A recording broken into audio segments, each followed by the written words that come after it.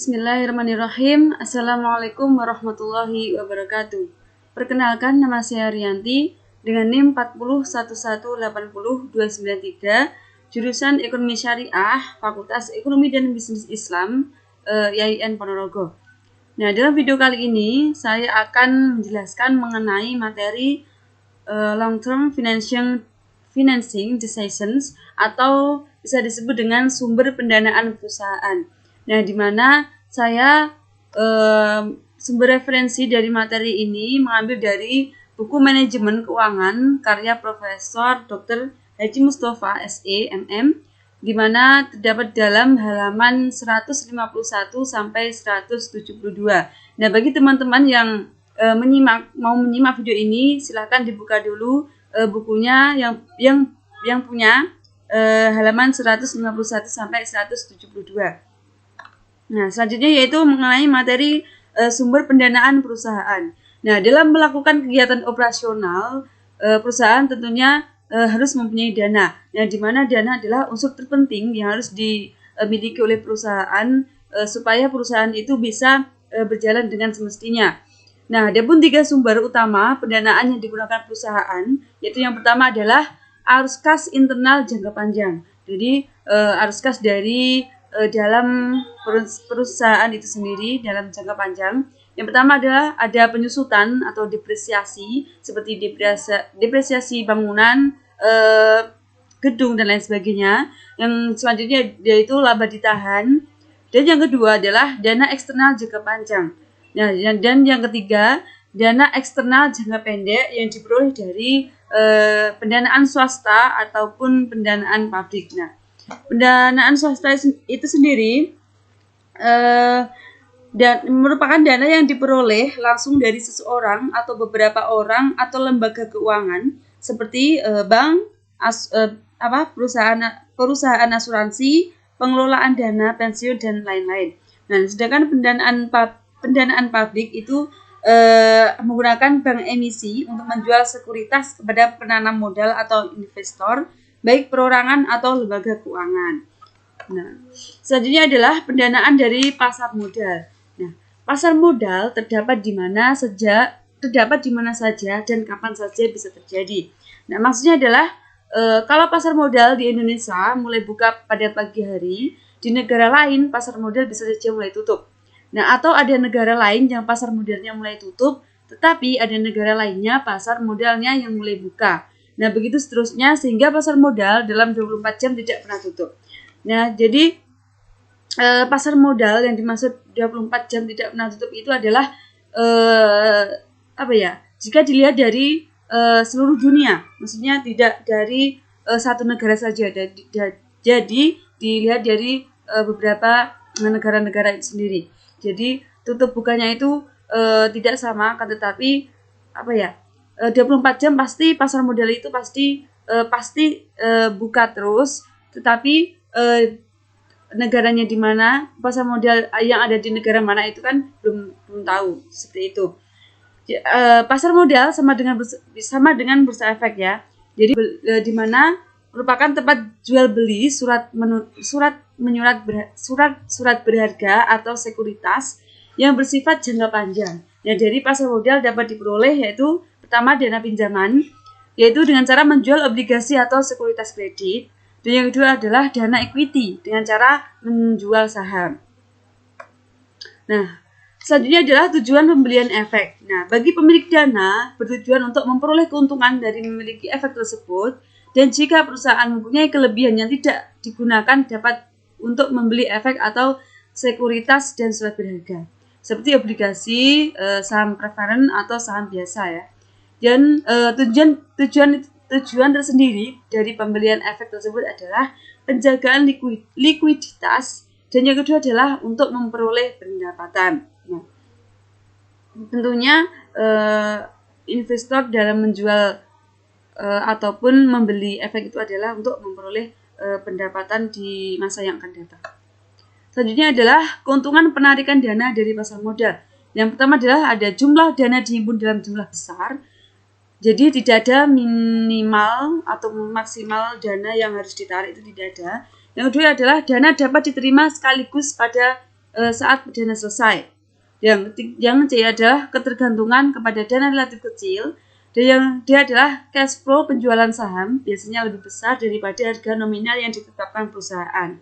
Yang E adalah tidak ada beban finansial yang tetap.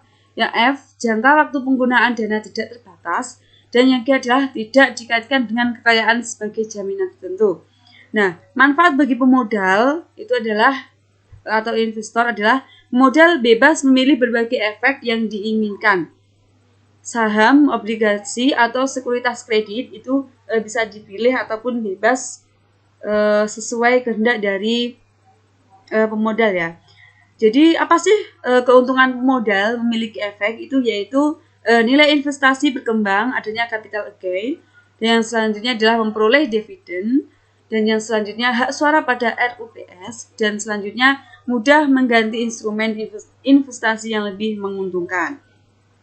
Nah, yang selanjutnya adalah mengenai jenis-jenis surat berharga untuk pendanaan jangka panjang dapat dilakukan dengan yang pertama adalah saham biasa, yang kedua adalah saham preferen, dan yang ketiga adalah obligasi. Nah, di mana saham biasa itu adalah saham biasa merupakan surat berharga dalam bentuk piagam atau sertifikat yang memberikan pemegangnya bukti atas hak-hak dan kewajiban menyangkut andil kepemilikan dalam hal keuntungan suatu perusahaan tanpa batas. Ya, jadi pengadaan sertifikat ya kalau saham biasa. Kalau selanjutnya adalah saham preferen, yaitu saham disertai preferensi tertentu di atas saham biasa dalam pembagian dividen dan pembagian kekayaan. Apabila perusahaan dibubarkan, pemilik saham preferen menerima dividen tetap. Nah, itu.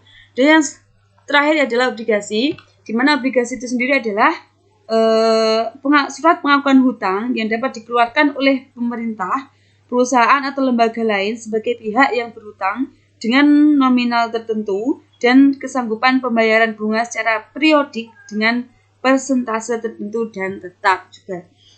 Nah, itu tadi adalah jenis-jenis surat berharga. Selanjutnya adalah penilaian dan hasil pengembalian saham. Nah, bisa disebut dengan required rate of return atau tingkat keuntungan saham yang diharapkan. Nah, kalau saham dimiliki pemegang saham, misalnya tingkat keuntungan saham yang diharapkan oleh pemegang saham seperti itu ya.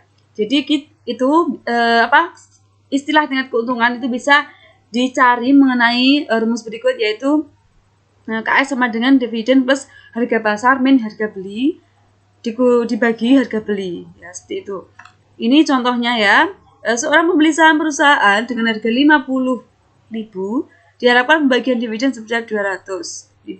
Pada akhir tahun, harga saham setelah membayar dividen diharapkan sebesar 55.000. Tingkat keuntungan yang diharapkan adalah sebagai berikut. Nah, jadi bisa dicermati ya teman-teman. Jadi rumusnya seperti ini. Nah, ini lanjutannya. Bisa dipelajari sendiri ya. Tidak perlu dijelaskan. Nanti kalau yang sekiranya ada yang ditanyakan, mau ditanyakan. Selanjutnya adalah internal rate of return. Untuk mencari tingkat bunga IRR yang menyamakan antara jumlah PV dan outlay dilakukan sebagai berikut, yaitu dicari selisih antara tingkat bunga 100% dengan tingkat bunga 11% atau 1%. Yang kedua adalah PV 50 juta 9920 dengan PV 49.202 sekian sama dengan 897. Dan yang ketiga adalah PV arus pertama 50.099 dengan outlay 50.000 sama dengan 99.20. Selanjutnya gunakan rumus selisih yang nomor 2 tadi dikali selisih nomor 1, maka hasilnya 12 seperti berikut. Jadi hasil dari tingkat bunga IRR dari soal tadi itu adalah 10,11% ya. Selanjutnya adalah penilaian saham dengan pertumbuhan. Yang pertama adalah penilaian saham apabila dividen tidak bertumbuh atau zero growth. Saham yang tidak bertumbuh pada prinsipnya sama dengan obligasi yang tidak berjatuh tempo. Maka untuk penilaiannya dapat dihitung sebagai berikut.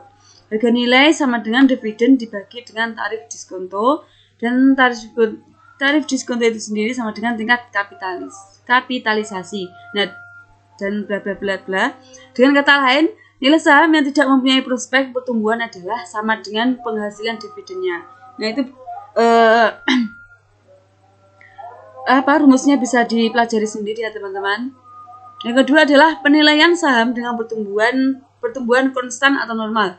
Nah, biasanya dividen beberapa perusahaan tahun demi tahun berkembang tumbuh seperti yang direncanakan secara umum. Nah, tingkat pertumbuhan ini diharapkan terus berlanjut pada tingkat pertumbuhan yang sama. Jadi apabila dividen perusahaan saat ini adalah di 0, maka dividen di masa yang akan datang atau disebut tahun T itu adalah tahun kesekian, yaitu bisa dikatakan DT sama dengan di 0 dalam kurung 1 plus G tutup kurung, di mana G itu sendiri adalah tingkat pertumbuhan yang diharapkan. Jadi rumusnya seperti itu. Nah, itu contohnya ya, penilaian saham dalam pertumbuhan yang tidak konstan. Selanjutnya adalah penilaian dan hasil pengembalian saham preferen. Pada umumnya, saham preferen tidak mempunyai hari jatuh. Dapat dihitung sebagai berikut. Nah, yaitu VPS sama dengan DPS dibagi dengan KPS. DPS itu sendiri adalah dividen saham preferen, dan VPS itu adalah nilai saham preferen saat ini. Nah, mohon maaf, ini VPS ini harusnya adalah KPS, yaitu nilai saham preferen saat ini. Nah, contohnya seperti berikut ini, bisa dicermati ya teman-teman. Nah, selanjutnya adalah penilaian dan hasil pengembalian obligasi. Nah, obligasi merupakan surat pengakuan hutang yang dapat dikeluarkan oleh pemerintah, perusahaan, atau lembaga lain sebagai pihak yang berhutang dengan nominal tertentu dan kesanggupan pembayaran bunga secara periodik dengan persentase tertentu dan tetap. Nah, jadi macam-macam obligasi itu ada perpetual bonds, yakni obligasi tidak dibayar jatuh tempo, bunga dibayar tanpa batas. Yang kedua adalah obligasi mempunyai tanggal jatuh tempo atau bunga dibayar setiap tahun, seperti itu.